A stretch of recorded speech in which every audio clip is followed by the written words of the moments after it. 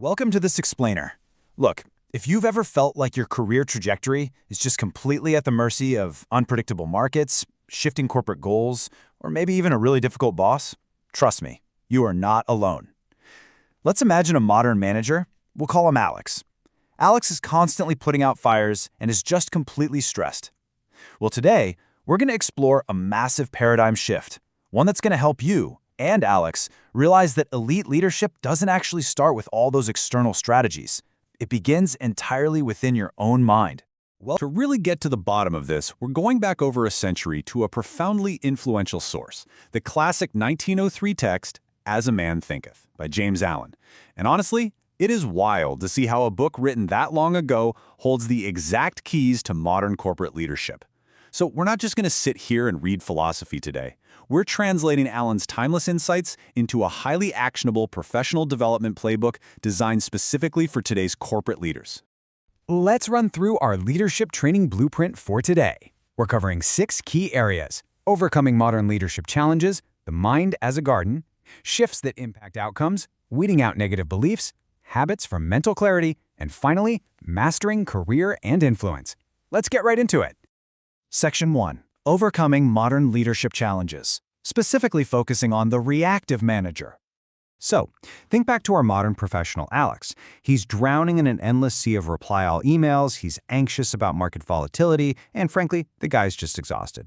Now, when Alex is stuck in that reactive mode, fighting a heavy workload or battling a tough client, he thinks he's fighting his circumstances. But the source material challenges us to ask the real root question here. Are you fighting your actual circumstances, or are you just fighting your own thoughts? This concept absolutely nails the essence of the problem.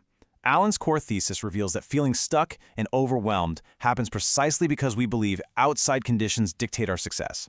Think about it. As long as you believe your boss or the economy is responsible for your career stagnation, you are literally rendering yourself powerless. You remain, as the text says, a creature of outside conditions. Moving on to Section 2, the mind as a garden. This is all about cultivating your inner culture. The book uses this brilliant metaphor, comparing the mind to a garden. Curating a high-performance mind, and by extension, a high-performance team culture, is exactly like tending to a physical garden. If you manage a team and you just do nothing, toxicity, gossip, and inefficiency are going to naturally grow.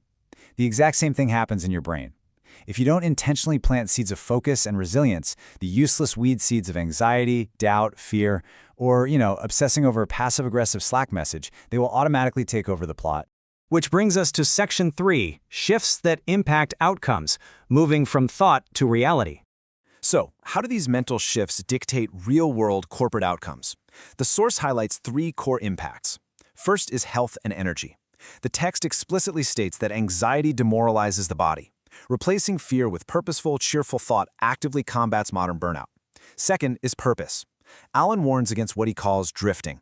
By linking your thoughts to a strong, centralizing purpose, you completely eliminate that aimless wandering. And third is achievement.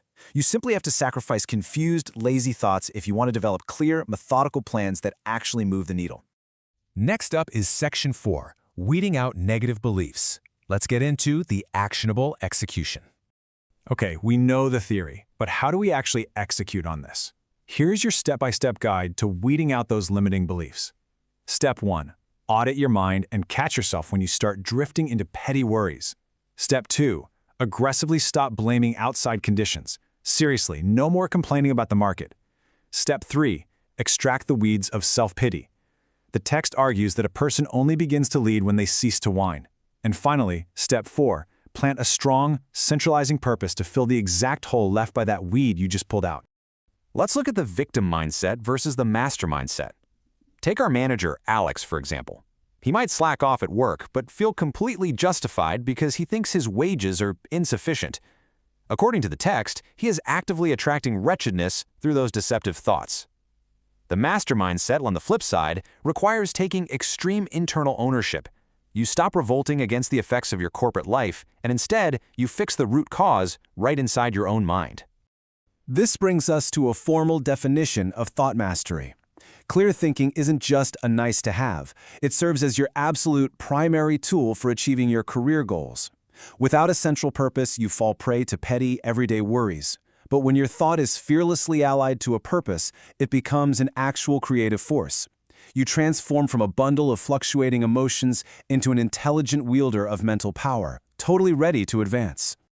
Let's jump into Section 5, Habits for Mental Clarity. Think of this as your daily toolkit. Now, inspiration is great, but execution requires daily maintenance. So we've defined 3 highly actionable morning habits to build a focused mindset before you even open your inbox. Habit 1. Remind yourself of your centralizing purpose the moment you start your day. Habit 2. Build a mental firewall to rigorously exclude thoughts of doubt before they can even take root. And Habit 3. Lift your thoughts above selfish indulgence. Basically, focus on your duty to your team rather than whatever task you personally want to avoid doing today. To help keep you on track, try running through this daily routine checklist for mental clarity, maybe right around midday. Just ask yourself, am I complaining about my workload today? Have I let doubt disintegrate my straight line of effort? Am I losing my temper, which absolutely ruins poise? And finally, are my thoughts truly aligned with my highest ideal? Using this quick checklist ensures you don't just drift back into a reactive state when those inevitable corporate fires pop up. Finally, Section 6, Mastering Career and Influence, Becoming the Serene Leader. So how does all this inner work actually translate into real career advancement? Well, think about the leaders you respect the most. Are they the ones running around panicking when a deal falls through? No way. They are, as the text beautifully puts it, like a sheltering rock in a storm. When you cultivate exquisite calmness, your business prosperity increases naturally. Why? Because clients and executives always prefer to deal with a leader whose demeanor is equable. Serenity really is power. If you want to apply the concepts from this explainer directly to your own career, I highly invite you to mentally engage with these prompts to continually audit your internal self-talk. Instead of asking, why is this project failing, reframe it. Ask, how can I use these difficult circumstances as an aid to my own rapid leadership development? It completely changes the game. And that brings us to the end of our analysis. The source material leaves us with an undeniable truth. You are not a victim of your corporate environment. You are the master gardener of your own soul. The thoughts you allow to take root today will inevitably blossom into the professional realities of your future. So I'll leave you with this final provocative question to think about. What seeds are you planting in your mind today? In conclusion, thank you for joining me today. I look forward to our next discussion.